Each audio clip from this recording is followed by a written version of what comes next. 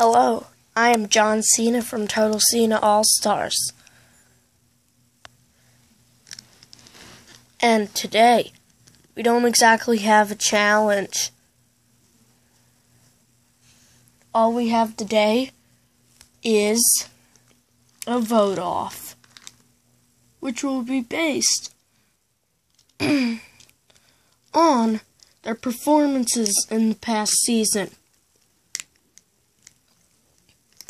So, let's get voting. They can't exactly vote me off, right? It's my second day in the company. They can't vote me off. Nothing had to do with me. They can't exactly vote me off. I didn't do nothing wrong. They can't vote me off. Who would do such a thing? Like, I'm the best competitor that ever stepped into a TCA arena. And also, instead of the $1 billion, we're going to give out a $1 billion belt.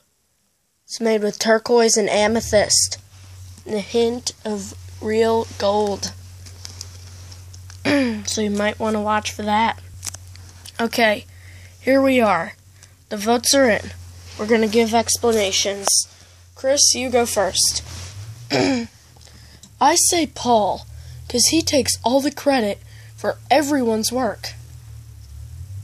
Undertaker, I say Chris, because he can't just join. And if he wins, he hasn't even competed for half of the season. Booker, I say Undertaker. He's been using his powers way too much to win challenges. Paul, what do you say? I say Chris. He takes all the glory for his work. And he just joined last episode. So if he wins, he doesn't actually deserve it, because he wasn't here for half of the pain that we had to go through. And on episode 3, on the DVD hop, when I eliminated Rob Terry, you weren't even there for that. You can't take glory for something you weren't, there for. So, according to the people, Chris, I'm afraid you're gonna have to leave. Sorry, bud. Maybe next time. If you choose to come back. I'll be back. And I'll win next season. I swear.